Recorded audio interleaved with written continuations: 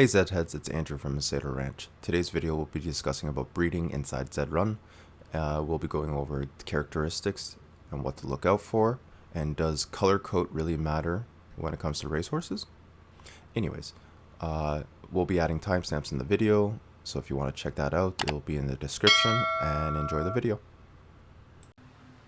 Is managing your ZED Run stable eating away all your racing time? Focused stable evaluations will provide you accurate data based on your horse's past performance and give you the ZED edge. Win big, no hassles, no confusing calculations. Let us help you.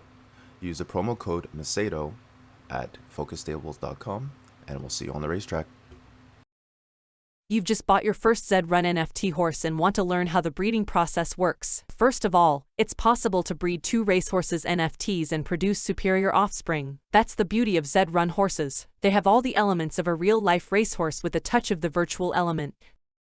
So, how do you get started with this breeding process? Ideally, you'll need 2 ZED Run horses to produce offspring. Check out my other videos on how to purchase, create and sell ZED Run racehorses. Let's get down to today's topic with that out of the way. The characteristics to look out for when breeding ZED Run horses. Just like in real life, each horse has its own set of unique characteristics. Therefore, you might end up with a champion stallion or a lad better equipped to be a stud. Building a champion stallion will undoubtedly take time, keen attention to detail, and investment. First and foremost, you'll need to purchase a stallion. I've also covered this section in my previous video. The most crucial part is to consider the bloodline, genotype, and breed type. And yes, these stallions have specific DNAs that are unique to each one of them. When it comes to blood type, you can go for the Nakamoto, Shabo, Finny, or Buterin bloodline. Take your time to identify which characteristics best suit your next stallion. In terms of genotype, they range from Z1 all the way to Z268. The lower Z numbers are mostly pure breeds. Typically, the original line, Genesis, is named Z1 to Z10. Additionally, the offspring of the pure breed can also have Z numbers below 10, depending on their parents. But remember, a lower number doesn't automatically translate to a better racer. Each of these breeds needs you to study them thoroughly before crossbreeding them. You can also choose to only go with the pure breeds for racing. The next phase is to check their gender. We have the colt, stallion, mare, and filly.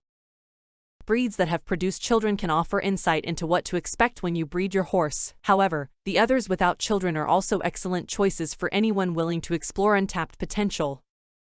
Insight into the racehorse's coat color.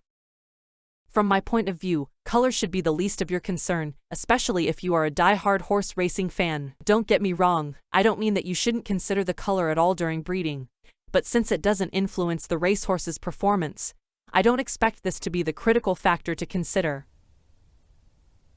After factoring in all other characteristics, you can then narrow down into the coat color groups. Currently, the colors available are fiery, moon, earth, mystical, classic, Neptune, and wild. Each color group influences the personality and temperament of each racehorse. Therefore, the coat color is an essential element regarding the collectibility nature of your racehorse.